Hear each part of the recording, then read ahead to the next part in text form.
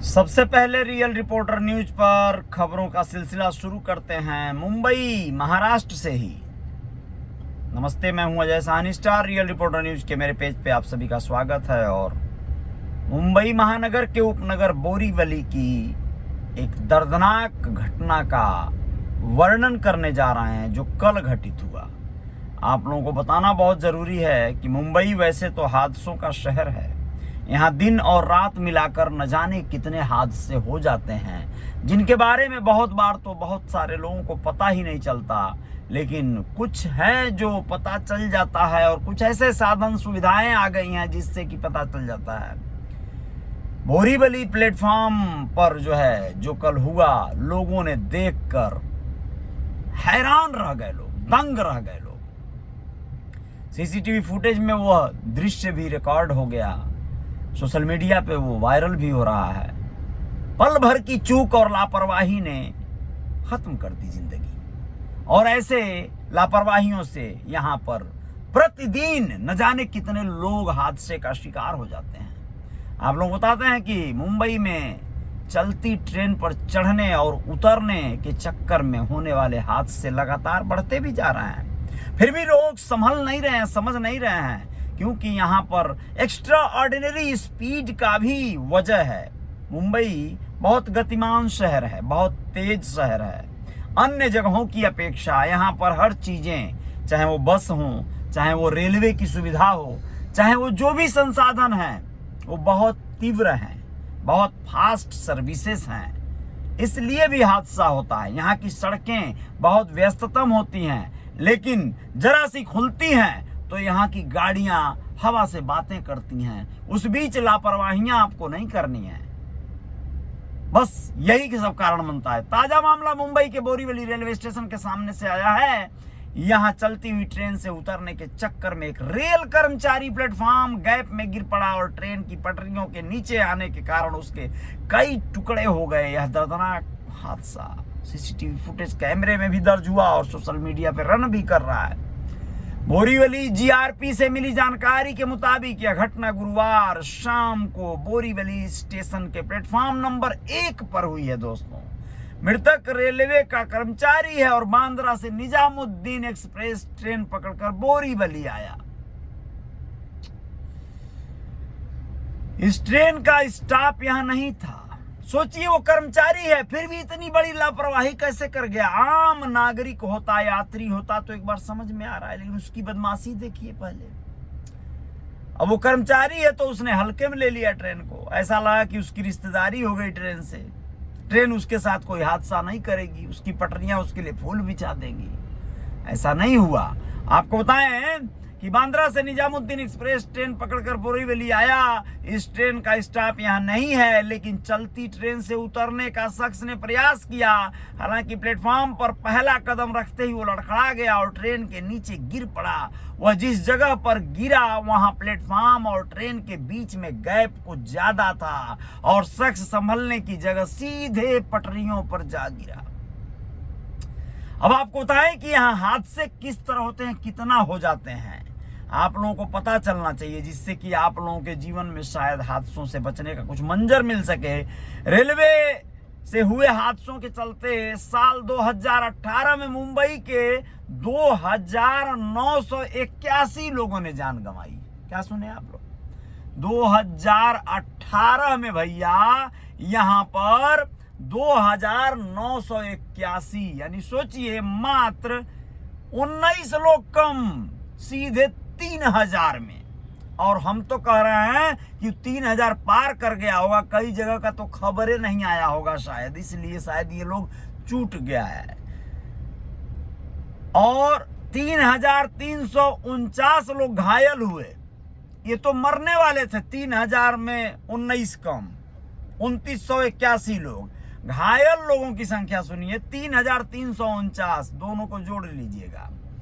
लोग घायल हुए। हादसे में जान गंवाने वालों में 363 महिलाएं थी।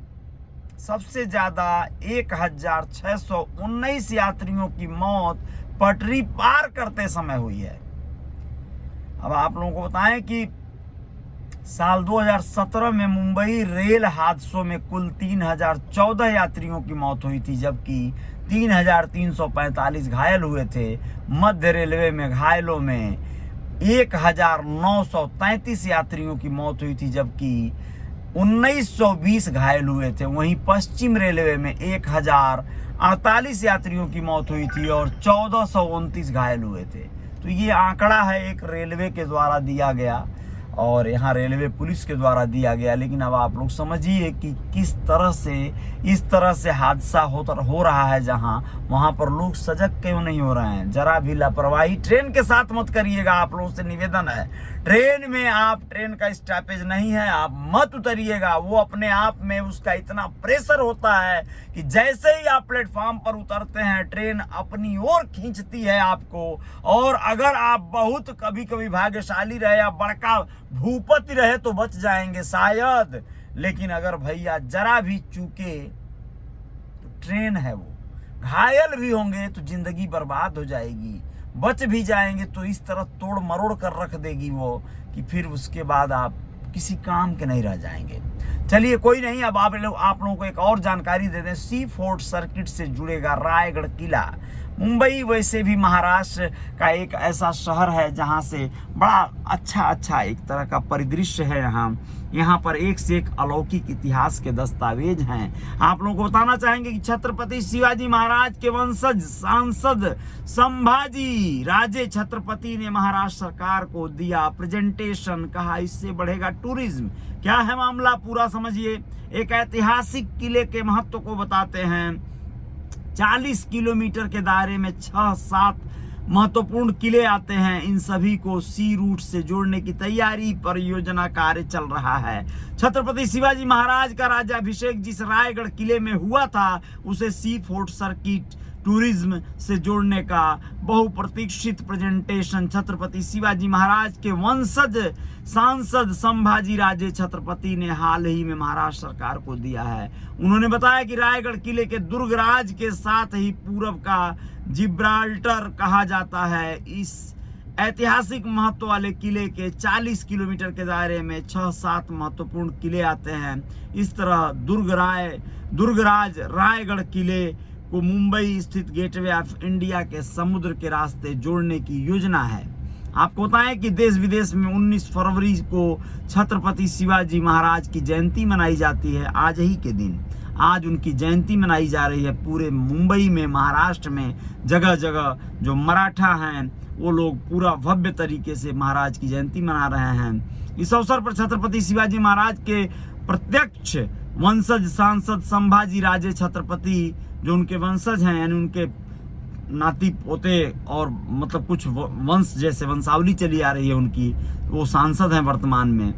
उन्होंने बताया कि सी फोर्ट टूरिज्म सर्किट टूरिज्म की योजना के बारे में विस्तार से मतलब सारी बातें शेयर किया उन्होंने और बताया कि मुंबई स्थित गेटवे ऑफ इंडिया के समुद्र मार्ग से सफर करने पर पहला किला खंडेरी, फिर उंदेरी, फिर अलीबाग, इसके पद्म दुर्ग किला आता है। इस किले को संभाजी ने बनवाया था। इसी तरह मार्ग में मुरुड़ जंजीरा का किला भी आता है। ऐसे करके समुद्र के एकदम समझिए कि बीचों बीच में कई एक किले हैं जो टापू पर हैं और कई एक किले समुद्र तल से जुड़े हुए हैं। संभाजी राजे ने बताया कि मुरुड़ जंजीरा किले का दर्शन करने के बाद रायगढ़ जिले की सावित्री नदी के पुल के पास एक जेट का निर्माण किए जाने की योजना है और यहाँ से पूरब जिब्राल्टर यानी रायगढ़ किला सिर्फ 32 किलोमीटर की दूरी पर है।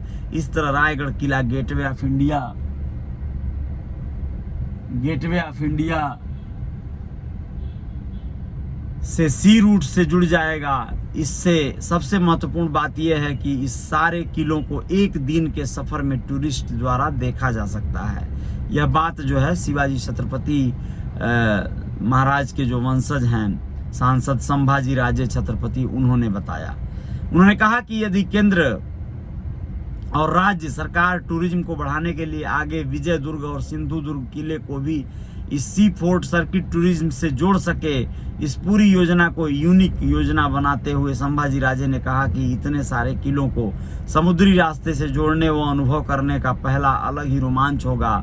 सिंधु दुर्ग किले को देखने के बाद लोग चाहें तो आगे गोवा जा सकते हैं या फिर गेटवे ऑफ इंडिया वापस भी आ सकते हैं। क्योंकि समुद्र तट से लगकर जितने किले महाराष्ट्र में हैं उतने दुनिया में कहीं नहीं है। लिहाजा यदि उनके प्रेजेंटेशन के बाद केंद्र और राज्य सरकार सी फोर्ट सर्किट टूरिज्म को साकार करती है तो डोमेस्टिक व फॉरेन टूरिज्म की संख्या में इजाफा होने के साथ ही बड़ी संख्या में स्थानीय लोगों को रोजगार भी उपलब्ध होगा। एकदम सही बात है ये भी। अब आप लोग को बताएं कि सांसद संभाजी राजे ने बताया कि साल भर में करीब 4-5 लाख पर्यटक रायगढ़ जिले में आते हैं। इसमें से बड़ी संख्या में लोग रायगढ़ किले पर जाते हैं। यहाँ इस वक्त जो प्राइवेट रोपवे चल रहा है उसे रायगढ़ डेवलपमेंट अथॉरिटी की इच्छा वर्ल्ड क्लास यानी जैसे गिरनार रोपवे या फिर स्विट्जरलैंड में रोपवे होते हैं वैसा बनाया जाना चाहिए। उन्होंने बताया कि इस प्रस्तावित योजना में 50% रायगढ़ डेवलपमेंट अथॉरिटी और 50% मौजूदा जो कंपनी रोपवे चला रही है वो शेयर होल्डर रहे हैं। उन्होंने बताया कि इस काम के लिए रायगढ़ डेवलपमेंट अथॉरिटी की ओर से EOI मांगने का काम शुरू हो गया है। इसके अलावा DPR में इस काम के लिए करीब 50 करोड़ रुपए खर्च करने का प्रावधान भी हो चुका है। अब आप लोग समझिए कि इस तरह से कार्य करने पर कितना बेहतर यह कार्य हो सकता है। ये तो बिल्कुल सही है। और इसके साथ साथ एक खबर और बता दें छोटी सी आप लोगों को। अभिनेत्री काव्या थापर जो कि साउथ की एक्ट्रेस हैं और वो नशे में धुत होकर मुंबई की जुहू चौपाटी के आसपास कार चला रही थी। पुलिस ने गिरफ्तार किया है। एक्ट्रेस पर नशे में धुत होकर कार चलाने और दूसरी गाड़ी को टक्कर मारने का आरोप है। देख लीजिए इस तरह से यहाँ सेलिब्रिटी और इस तरह से लोग जो है नशे में कार्य कर जाते हैं। आरोप है कि एक्ट्रेस ने नशे में धुत होकर महिला पुलिस कर्मचारी को गालियां दी और उसके साथ मारपीट की। फिलहाल इस मामले में एक्ट्रेस की ओर से कोई सफाई सामने नहीं आई है। जानकारी के मुताबिक एक्ट्रेस ने गुरुवार सुबह जुहू इलाके से पकड़ा गया था। सुबह उसको गिरफ्तार करने के बाद उन्हें स्थानीय कोर्ट में पेश किया गया जहां से अदालत ने उन्हें 14 दिन की जुडिशियल कस्टडी में भेज दिया है। जुहू पुलिस ने बताया कि एक्ट्रेस ने एक 5 सितारा होटल से बाहर निकलते ही पीछे से एक कार को टक्कर मार दी। जब कार के मालिक ने उन्हें रोका तो एक्ट्रेस ने सड़क पर हंगामा शुरू कर दिया, जिसके बाद जुहू थाने की टीम मौके पर पहुंची। इसके बाद नशे में धुत एक्ट्रेस ने पहले तो अधिकारी को गालियां दी और जब उन्हें रोका गया तो एक्ट्रेस मारपीट करने लगी। बाद में पुलिस बल का प्रयोग कर उन्हें गिरफ्तार कर लिया गया। अरेस्ट करने के बाद एक्ट्रेस को मुंबई के अंधेरी मेट्रोपॉलिटन मजिस्ट्रेट कोर्ट में पेश किया गया जहां से उन्हें न्यायिक हिरासत में भेज दिया गया। अब आप लोगों को बताएं कि मुंबई में पैदा हुई और अपने करियर की शुरुआत करने वाली काव्या साउथ का एक जाना माना चेहरा है। उन्होंने तमिल तेलुगु की आधा दर्जन फिल्मों में काम किया है। इसके अलावा उन्होंने शॉर्ट हिंदी फिल्म तत्काल में अहम किरदार निभाया। काव्या की कुछ चर्चित फिल्मों में ई माया पेरेमिटो तेलुगु में है, मार्केट राजा MBBS तमिल में है, एक मिनी कथा तेलुगु में है और इसके अलावा उन्होंने कई मॉडलिंग असाइनमेंट भी किए हुए हैं। कुल मिला जुलाकर स्टारडम का नशा चढ़ा था और शराब का तो साथ में था ही था। तो ये चीज़ें होती रहती हैं, दुखद है पहलू ये। और ऐसा करने पर आपको बहुत बड़ा क्षति और बहुत बड़ा नुकसान हो सकता है। जय जयकार जारी रहेगी। रियल रिपोर्टर न्यूज़ का मेरा ये पेज है, फॉलो जो लोग करते हैं धन्यवाद है उनको। जो लोग मुझे इंस्टाग्राम पर फॉलो नहीं किए हैं कर लीजिएगा और रियल रिपोर्टर न्यूज़ स्टार नाम का जो यूट्यूब चैनल है उसको सब्सक्राइब कर लीजिएगा। जय जयकार जारी रहेगी। बहुत बहुत शुक्रिया, बहुत बहुत आभार आप सभी का। जय हिंद, जय भारत, आपका दिन शुभ हो।